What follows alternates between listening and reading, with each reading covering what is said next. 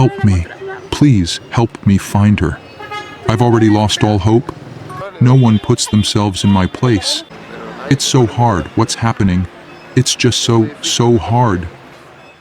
The following statements were made by Florencia di Marco, her partner Lucas Gomez, and the mother and stepfather of 12-year-old Florencia di Marco the day after they reported her disappearance. However, just a few days later, a horrifying truth came to light. Behind the facade of concerned parents was a monstrous story.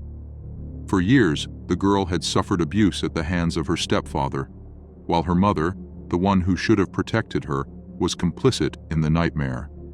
Florencia di Marco was born on January 6, 2005, in Mendoza, one of the main cities in western Argentina.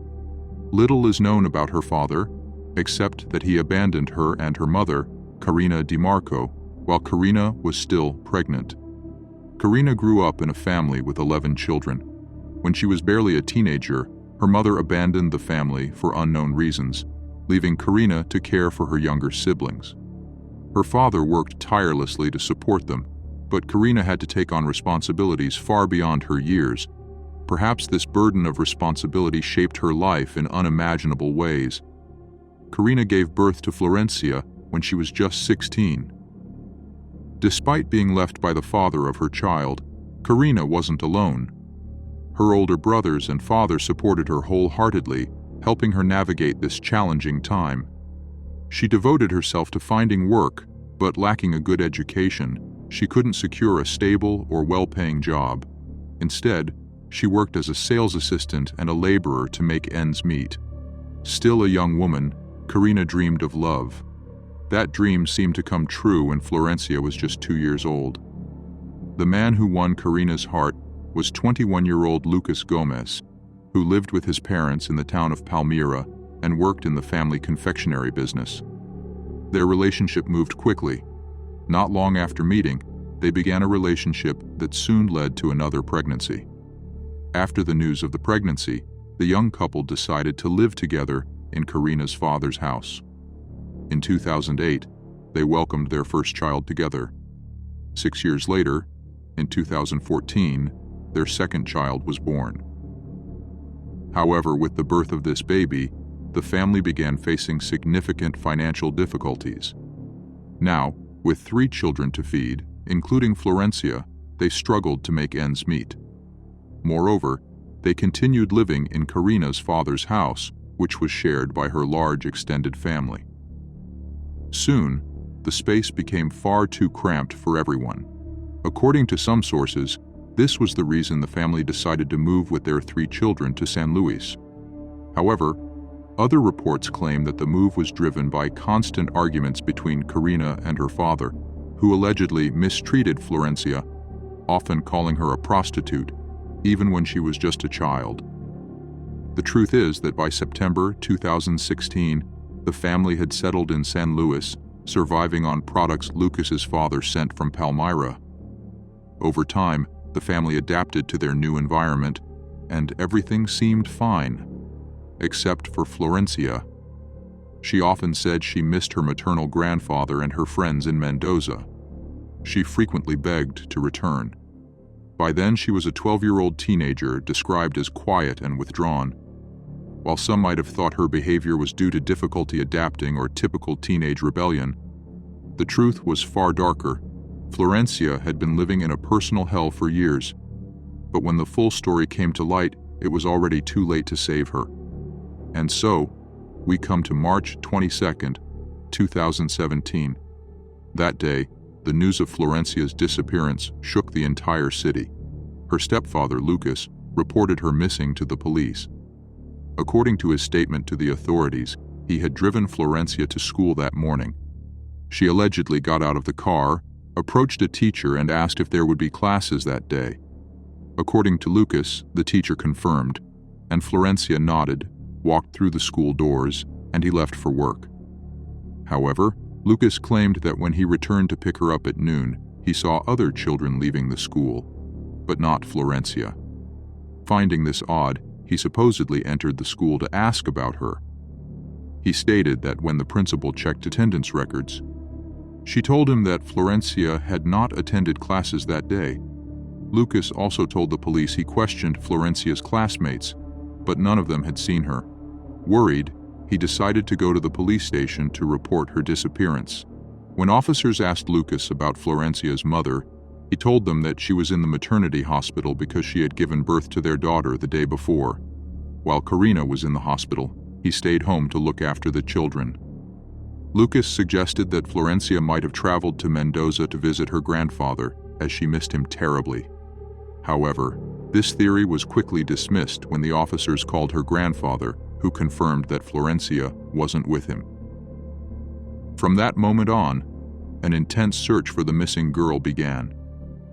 Police officers, neighbors, classmates, and teachers joined forces. Although Lucas led the search efforts and appeared deeply worried about her, suspicion lingered around him from the start. After all, he was the last person to see Florencia. But for the authorities, the priority was finding her, so they formed search teams that combed through the city. That same day, the first lead emerged. A local resident found the girl's backpack in an open field near her house. Inside, she discovered a notebook containing a phone number belonging to Karina. She called to inform her about the backpack and handed it over to the police. When officers inspected its contents, they found school supplies that Florencia usually carried to school. However, they also found something unusual, a dictionary in which the girl had marked 4 words: prostitution, stick, noose, and brother-in-law. This puzzled investigators. More than 200 police officers from various departments were immediately deployed to search the open field where the backpack was found, as well as the surrounding area. Trained dogs were brought in to assist. But no further traces of Florencia were found. What they did find, however, was a nearby surveillance camera. The footage was quickly retrieved and taken to the police station. Its analysis would soon lead authorities to the culprit. While the authorities carried out an intense search for Florencia, Lucas and Karina made several appearances together before the press. Lucas wept in front of the cameras as the media covered the disappearance. "The last contact I had was in the morning when I took her to school," he said. "I went to pick her up at 12 o'clock, but she wasn't there, and no one could tell me anything certain about what had happened to her." According to Karina, who was desperately trying to find her daughter, she didn't want to think of the worst, but she was terrified. Florencia wasn't the type of girl to run away from home. However, the worst, which Karina allegedly didn't want to even consider, became a reality. After more than 35 agonizing hours of searching, a breakthrough came. Late in the evening on March 23rd, the search team was redirected to a riverbed after local residents reported seeing a body under a bridge almost 60 kilometers from San Luis. Roughly 2 meters beneath the structure, officers spotted a piece of blue clothing. The body of a girl lay face down on the embankment. Her hands were tied, and the only clothing she had on was a sweater and a sock on her right foot. Ricardo Torres, the forensic examiner assigned to the case, was the one to recover the body. Due to the challenging location, firefighters assisted by creating a harness system, lowering the expert down to the site.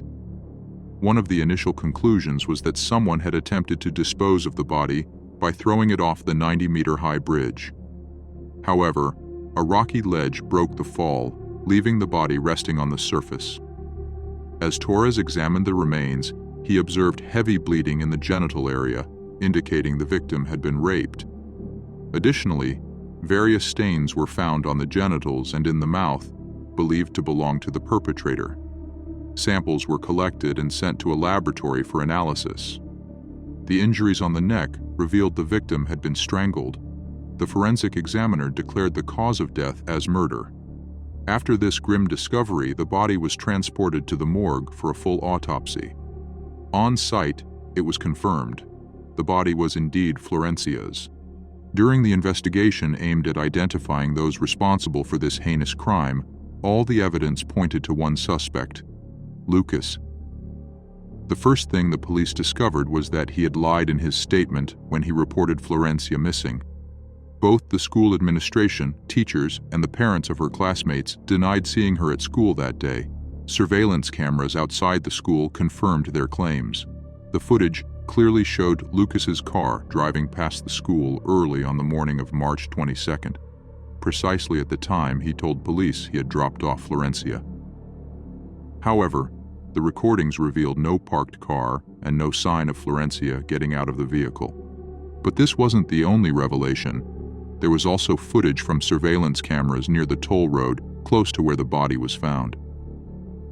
The recordings happened to capture Lucas's car driving through the area. Additionally, there were testimonies from two fishermen at the Saladia Reservoir. They reported seeing a black car with sporty tires parked in a suspicious position. They also described witnessing a man throwing a bundle off the bridge. The description of the man matched Lucas perfectly. One of the witnesses, Santiago Alvarez, stated that when they saw a body lying under the bridge, they decided to go to the police station to report everything. These pieces of evidence completely shattered the image of the grieving father Lucas had portrayed to the media. He was arrested at his home as the prime suspect in Florencia's murder. On the same day, a search was conducted in Lucas's house. Experts performed a luminol test. Despite the house being thoroughly cleaned, they found reddish stains in the bathroom sink and other brownish marks, which were identified as belonging to Florencia. Similarly, during the search of Lucas's car, experts discovered the girl's clothes hidden in the trunk and bloodstains that also matched her DNA. With all this evidence, Lucas was taken to court. He arrived wearing a hood and under heavy police protection. For an hour and a half, he sat silently before Judge Virginia Palacios. In the end, he chose not to speak. The judge ordered his return to prison, where he would await 48 hours for the resolution of his procedural status. The results of the forensic medical examination not only exposed Lucas, but also revealed the horrors Florencia endured. And not just on the day she lost her life, but over an extended period. According to the forensic investigation, the tears in the victim's genital area indicated that Lucas had sexually abused her, not only right before the murder. The expert identified scars that proved this wasn't the first instance of abuse. It wasn't the second, nor the third. The abuse had likely gone on for months or even years. As a result, Florencia's anatomy had changed so severely that, in the medical examiner's opinion, her genitals resembled those of an adult woman. Her body also bore defensive wounds on her arms, confirming that she had fought back. The examiner concluded that Florencia had died from strangulation. A rope had been tied around her neck, leaving an 11-centimeter wound that damaged her trachea and caused asphyxiation. According to the doctor, Florencia experienced unimaginable terror and suffered greatly before losing her life. The examination also determined that she had been killed 30 to 32 hours before her body was found, suggesting that the crime occurred early on the morning of Wednesday, March 22nd, after Florencia's mother had left for the hospital to give birth. Over time, more and more details of this story came to light. Details that many compared to scenes from a horror movie. After examining Lucas's phone and reviewing his search history, detectives found that between March 19th and 22nd, he visited websites with prohibited intimate material 415 times. Moreover, Florencia's 9-year-old stepbrother revealed what had been missing from the full picture. The boy stated that on March 22nd, their father drove him and his younger brother to school in his car, with Florencia sitting in the front passenger seat. According to him, she wasn't speaking. She sat completely still, with her head bowed. When asked, their father explained that she was deeply asleep because she was supposedly very tired. This was later confirmed by the forensic medical examination, which established the time of her death. At that moment, Lucas had already taken Florencia's life. What shocked investigators even more was the depth of Lucas's depravity. He showed no remorse, transporting his sons to school while their sister's lifeless body sat in the seat beside them. On March 25th, after Judge Virginia Palacios ordered that the body be released to the family, Florencia was brought to Mendoza, the city where she was born and where she had longed to return. With her infant in her arms and in the midst of her daughter's funeral, Karina gave an emotional interview to the press. She shared what her son had said about his father during the most harrowing moment of her life. Appearing before the media, the once trusting mother now turned her sorrow into open accusations against her former partner. In these new statements, Karina described Lucas as a terrible person. She claimed that he used to beat her and that she was terrified of him. According to her, the man she lived with, the father of her 3 children, was nothing less than a monster. Karina revealed that Lucas once even tried to strangle her, but she never reported him to the police out of fear. She also stated that Lucas not only used drugs himself, but forced family members to consume them so he could torment them afterward. She recounted one incident where Lucas made pizza, and half an hour later, she and her children started feeling dizzy. That same night, Florencia confided in her that Lucas had grabbed her by the neck. The next morning, Karina noticed a bruise on her daughter's face. When confronted, Lucas explained that he had grabbed Florencia because she was allegedly jumping on the bed. While Florencia's relatives bid her a final farewell, the judge overseeing the case ordered Lucas to be held in custody on charges of aggravated sexual assault and murder. He was transferred to a high-security penitentiary where he would remain until the trial. Although Karina repeatedly insisted that she knew nothing about what Lucas had done to Florencia, she soon found herself under scrutiny. Following the release of the forensic report, investigators began closely examining the couple's relationship, trying to determine Karina's role. One piece of evidence they explored was her activity on social media. In one post, Karina had written, "Take care of your partner. Children grow up and leave. Friends age, money runs out, and in the end, only your husband will stay by your side." The web of phone calls, text messages, and audio recordings shared on social media and retrieved from the phones of those involved became a critical factor. This evidence ultimately led the judge to issue an arrest warrant for Karina, accusing her of being an accomplice in the case. The possibility that Karina had no idea about the abuse inflicted on her daughter diminished when people began to speak out, revealing chilling details about their lives. Lucas's mother told the court that Karina treated her daughter like a prostitute and exhibited strange behavior. She claimed she was shocked by how Karina would send her daughter to bring Lucas his clothes while he was in the bath, only for them to lock the door together. But Lucas's mother wasn't the only one to reveal damning details. Florencia's grandfather seemed aware of the situation too. He testified that his granddaughter often complained about living with her mother and stepfather and had repeatedly asked to move in with him. Neighbors also appeared to know what was happening. They recounted seeing Florencia sitting alone on the porch in the evenings while other families went home for dinner. One neighbor told the media that Florencia waited until certain family members left the house and that she confided in friends about her deep fear of living at home. Neighbors also witnessed Karina beating Florencia in public, but they admitted they stayed silent to avoid trouble. Teachers at Florencia's school in Mendoza reportedly knew about the abuse as well. An audio recording, sent anonymously to the police, captured a conversation in a teacher's chat group. In it, one teacher stated that Florencia had told her her stepfather had been touching her inappropriately. These claims were forwarded to the police, and their authenticity was confirmed. However, the teacher admitted in her testimony that instead of reporting the incident to authorities, she called Karina to warn her. Shockingly, Karina dismissed her daughter's accusations, calling her a liar.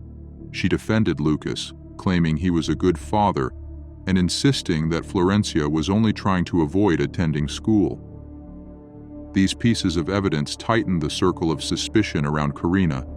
On April 4th, she was arrested and charged with aggravated sexual assault as an accomplice. The following day, Karina was brought before the court for questioning, but on her lawyer's advice, she chose to remain silent. Prosecutor Esteban Rocha argued that, given the overwhelming evidence, it was almost impossible to believe Karina was unaware of the abuse. By early May of that year, detectives were able to present yet another piece of evidence against Lucas in this case. DNA analysis from traces found on Florencia's body confirmed that it belonged to him. However, by the time these results were revealed, it was announced that Lucas had died in the maximum security prison where he was being held. On May 11th, the prison warden confirmed the news. According to him, Lucas was found hanged in his cell using a wire, which he had presumably taken from a prison phone. His body was discovered after the morning roll call and was taken to the forensic medical service, where it was confirmed that he had indeed taken his own life. Further details revealed that Lucas had been placed in solitary confinement at the time of the incident due to threats from other inmates. While justice could not be served in court for Lucas, Karina still faced punishment. It took a little over 2 years, but on April 8, 2019, the trial against Karina began. She was accused of being an accomplice to the assault. The trial lasted several days, and finally, on April 23, 2019, Florencia di Marco, then 30 years old, was found guilty and sentenced to 18 years in prison. In Florencia's case, only her mother faced punishment. She had failed to fulfill her role as a protector and care for her daughter. The truth is, Florencia's grandfather, Lucas's parents, teachers, and neighbors also knew about the abuse but did nothing. Perhaps if someone had spoken up, Florencia might still be alive today. The last known update about Karina is that in 2021, she started a relationship with a man she met in prison. During the 5 years she has spent behind bars, she has never spoken about Florencia. As for her other 3 children, Karina keeps in touch with them by phone, since they rarely visit her in prison. They are currently living with their paternal aunt and grandmother in Mendoza. Friends, what do you think about this horrifying case? Share your thoughts in the comments, and don't forget to subscribe to my YouTube channel. See you next time.